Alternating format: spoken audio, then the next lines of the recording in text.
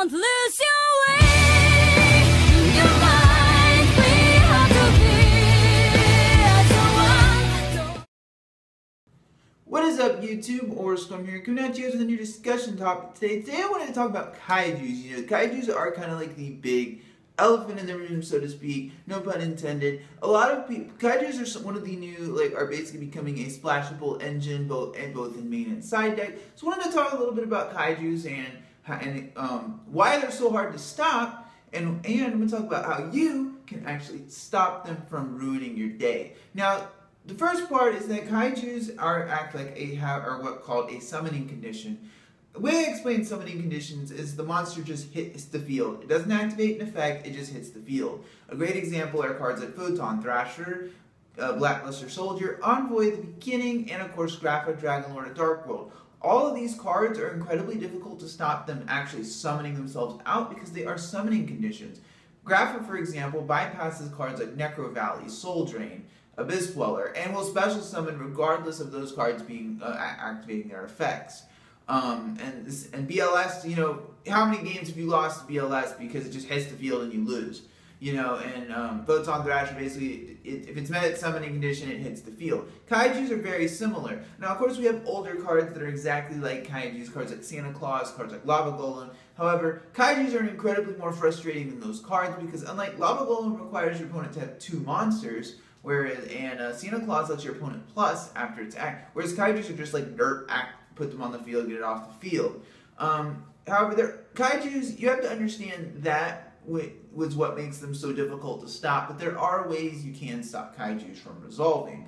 The biggest thing is Kaijus do 2 things more than anything else. They tribute and they special summon. So in order to stop Kaijus, one of the things you have to do is stop your opponent from special summoning completely. A great example is a card like Vanity's Emptiness. You know, it is placed at 1, but if you have Vanity's Emptiness face up on the field, your opponent cannot Kaiju you because they would be attempting to special summon. Obviously, we have other similar cards that kind of do the same thing.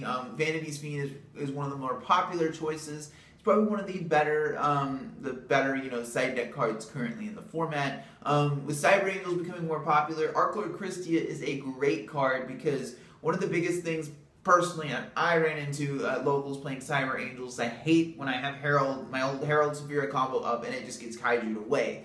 So Christia plus Herald is a great combination because it keeps them from Kaijuing away your field, which is really important for, you know, keeping, if you want to keep that Herald online, you know, Kaiju is going to ruin your day. And that's something really important to remember is that if you stop special summons, you stop them completely. And Kaijus also tribute themselves, so, you know, I think the cards we're going to talk about need no explanation. Mask Restrict and Fog King are both cards that will stop Kaijus dead in their tracks. If they are face up on the field, your opponent cannot Kaiju because Kaijus have to tribute a monster in order to function, which means if these cards are face up on the field, your opponent cannot Kaiju you. That's an important thing to remember because even though Monarchs have been knocked from Tier 1 status, they are still a pretty good deck. And you can also, and the other thing is that these 2 cards also hinder Cyber Angels as well. So that's an important thing to remember. Another thing to remember about Kaijus, this is kind of one of the cards that I feel like that can stop Kaijus dead in their tracks as well, is Rivalry of Warlords and Gozen match. A little more Rivalry of Warlords because it's obviously the better card of the 2. Rivalry of Warlords is a card that's seen a lot more play, and obviously because of card demise, but it's seen a lot of main deck play right now. And typically when you have a lot of anti-meta type decks running around, Rivalry of Warlords is a very popular card.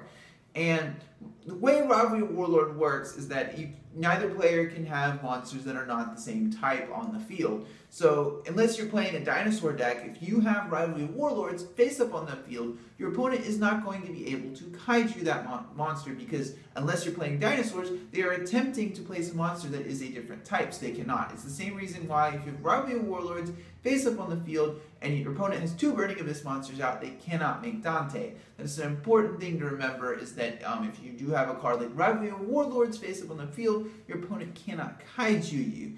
Now guys, comes about to the end of the video. It's a pretty quick video today, but I hope I've helped you guys figure out ways to, you know, if you got to keep in mind Kaijus do exist and ways that you can actually counter them in the future. Anyway guys, as always, thank you guys for watching. Storm signing out.